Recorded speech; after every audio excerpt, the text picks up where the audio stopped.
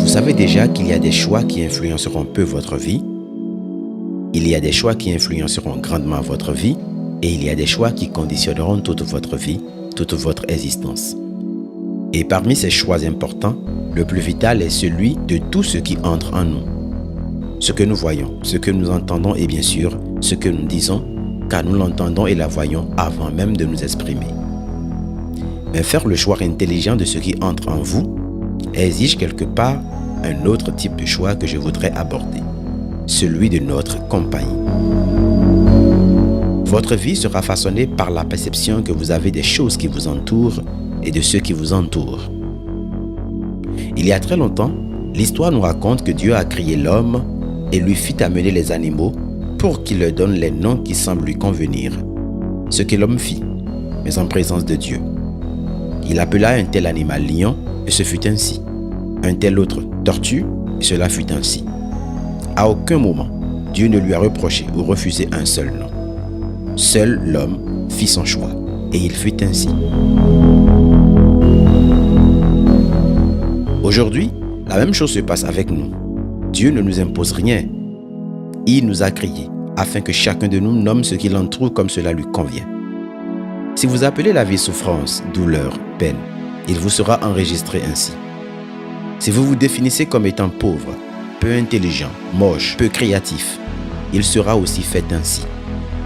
À l'opposé, si vous voyez la vie comme un miracle, si vous la confessez comme telle, en proclamant des bénédictions, il vous sera aussi fait ainsi. Ce que vous appelez le lion de votre vie restera le lion de votre vie, donc très difficile et vous infligera une peur, si vous avez peur du lion bien sûr. De même, ce que vous appelez éléphant dans votre vie vous apparaîtra énorme et lourd. Pourtant, il y a ceux qui aiment les lions et les éléphants qui pourront en faire des atouts. Tout dépend de ce que vous dites, de ce qui vous entoure. La vie n'a jamais changé. Ce sont les hommes qui la voient différemment, ce qui détermine leur réussite ou non.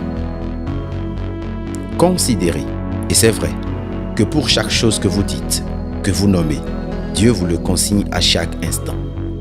Faites donc attention à ce qui vous entoure, mais surtout ceux qui vous entourent.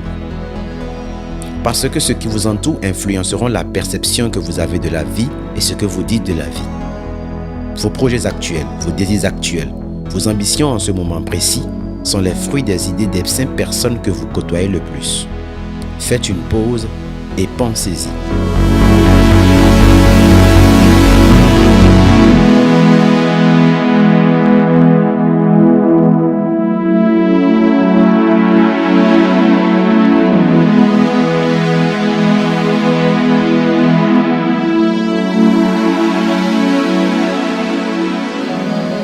Peu importe si vous êtes né d'une famille pauvre, dans un pays pauvre et vivant une vie pauvre, tout est question de comment vous appelez la pauvreté, problème ou opportunité.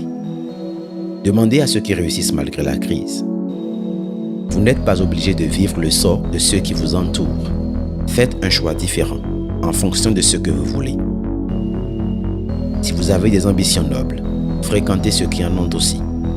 Fréquentez des environnements qui peuvent vous être favorables. Si vous voulez sauver votre mariage, fréquentez ceux qui ont le désir extrême, non seulement de sauver le leur, mais aussi de le préserver. Ne fréquentez pas ceux qui, n'en pouvant plus, ont abandonné leur foyer. Ils ne vous donneront pas meilleurs conseils. Quelqu'un a dit, si 9 de vos amis sont pauvres, sachez que vous êtes la 10e personne qui le sera. Sachez vous éloigner des personnes négatives, limitées et peu croyantes. Éloignez-vous de ceux qui ne veulent rien faire de leur journée.